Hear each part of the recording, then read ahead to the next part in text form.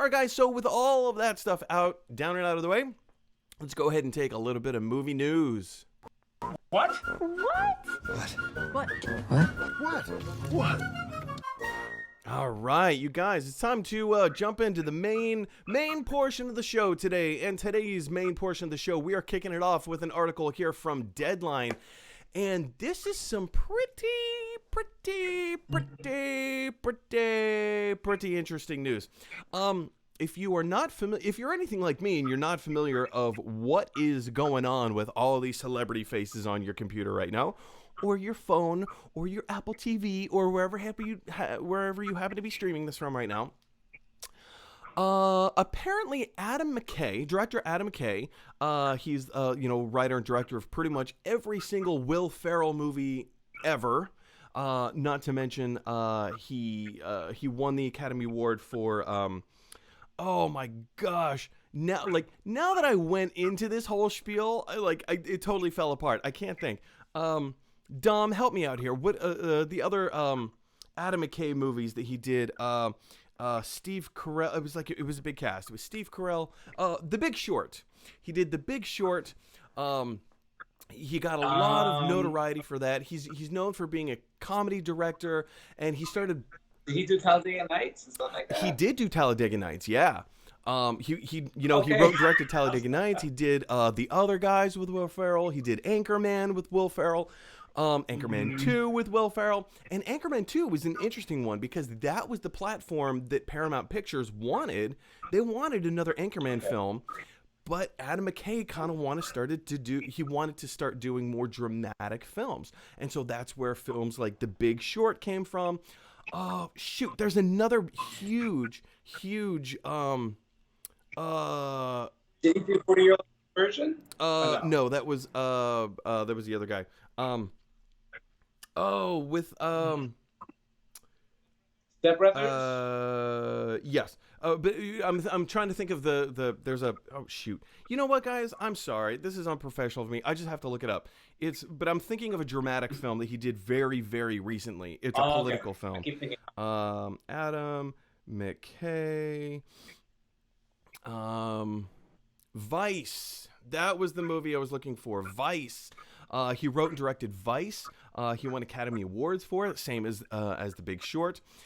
Anyway, the whole reason that I bring this up is Adam McKay's new picture that he's working on right now is called Don't Look Up. It's for Netflix. It stars Jennifer Lawrence. And now, as of today, a whole ton of people have just joined the cast for this movie. And the article is comparing this to Ocean's 11. We have Leonardo DiCaprio. First of all, we have Jennifer Lawrence. We have Kate Blanchett. We have Jonah Hill. We have Himesh Patel. We have Timothée Chalamet. We have Ariana Grande. We have Kid Cudi. We have Matthew Perry. We have Tomer Sisley. We have Rob Morgan. And, of course, we have the grand Meryl Streep. Now, in the article, it doesn't give that much explanation as to what this film is, except here I'm going to highlight it for you right here.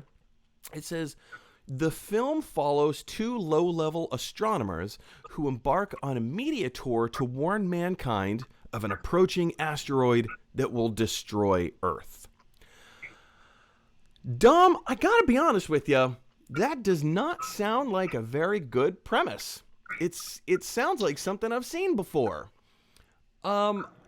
It reminds me of this movie that came out in 1998.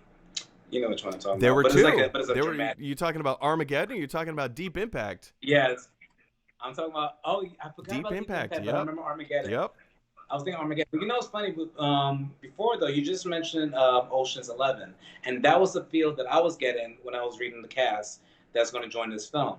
And I was just oh wow, there's so many A-list celebrities going to be part of this cast. And I'm just like, okay, well, let's see what's going to. Exactly. Let's see what's going to happen. And I think that is the selling point. The description of the film, two astronomers find out that an asteroid is going to come and it's going to hit Earth, so they go on a media tour to tell the world about it. And it's not even like top-level astronomers. it's described as low-level astronomers. So it seems like there's a little bit of a comedic element in here. It's obviously based on fiction. His last two films have been based on they're definitely a faction, like non-fiction, you know. One was political with Dick Cheney in Vice.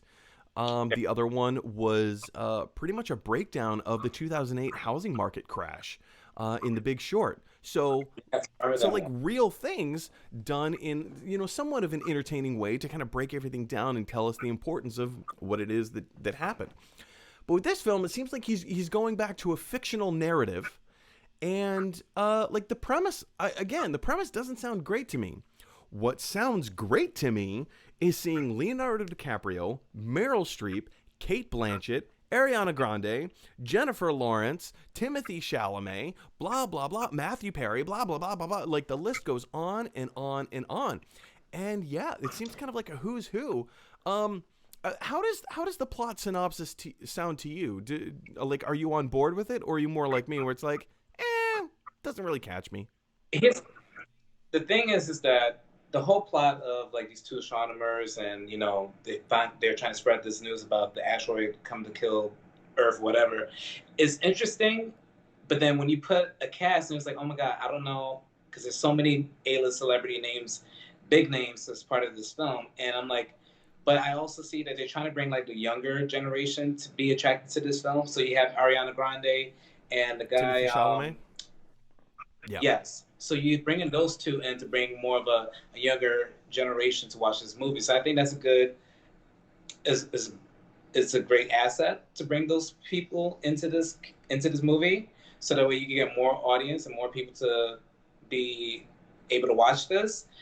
But I don't know. I mean, maybe I will watch it. Never say never. Give it a shot. Watch, and then I will go watch it. And then if you don't like it, just, you know, don't go back to see it. Like, you know, it's just. But like I said, like, it's good to watch it. I think you touch on a great point. Don't knock it until you try it, because there's so many people who love to hate on XYZ movie and they've never seen it. Yes. You know. I've only ever seen the first movie in the Fast and Furious franchise. I've only seen one. And, you know, everybody says, oh, some movies are terrible, but some movies are great, and blah, blah, blah. I can't give my opinion on it because I've never seen it. Like, I've seen the trailers, and the trailers look weird and ridiculous, but, you know, I've never gone out and actually done the work. But let me add this to you. Have you ever seen this show called Scream Queens? And the reason why I brought this up because Ariana Grande was in that, and a lot of people complained that her acting wasn't as good. Like, well, of course not. She was only there because you know it wasn't. She was there, but not everybody gave her the credit that she deserved, I guess. And so you put her in this movie with all these A-list celebrities, and it's kind of like, I don't know. So that's why. So here's how we see that. Here's how we see that. You look at. Did you see Ocean's 8 with Sandra Bullock and Kate Blanchett and all them? Well, Awkwafina, that was one of Awkwafina's first films. Yeah. Or like first major films, right? You put her in a cast of other people that know what they're doing. Everybody reaches down because everyone wants to make. For the most part, you know, there's a few exceptions, but for the most part, everybody wants to elevate whatever movie it is that they're making, right? So you reach down, you pull up the people who, who need to be pulled up, right? Look at Dave Bautista. Dave Bautista, not a good actor. Not a good actor, but he somehow gets strategically put in roles that make him look great. Drax the Destroyer from Guardians of the Galaxy. Perfect example of that. Yeah. Same thing in Blade Runner 2049. He has a small role, but it's a really good role in Blade Runner 2049. Same thing with James Bond Spectre. It's a garbage movie. And I even will argue that they misuse Dave Bautista. But for his character to be kind of the strong, silent, brooding, kind of like muscle-bound type guy, it works. And it works for him. And if, depending on how this role is written for Ariana Grande, And also, I have another point to make about Ariana Grande, but how the role is written for her is going to inform her acting choices. Hopefully, she was cast in the role that is specific to her, that will highlight her strengths and not highlight her weaknesses. And the second point about Ariana Grande is that she's a singer. She's like, now that she's in the world of acting, she's learning the craft. She's learning how to act. So a few years ago, when she was in Scream Queens, maybe not the best, but now she's had a few years of acting under her belt, and she knows a little bit more than she did then. And hopefully, by the time that this film comes out, she's gonna be at a solid level. Thoughts? You know what? And I just forgot about something. She was also on a Nickelodeon show before Scream Queen. So you know what? She did have some experience working in the acting field before. And that was comedy as well. So, I mean, maybe after all the experiences that she's had, maybe she's taking some classes in an acting school or something to improve her skills.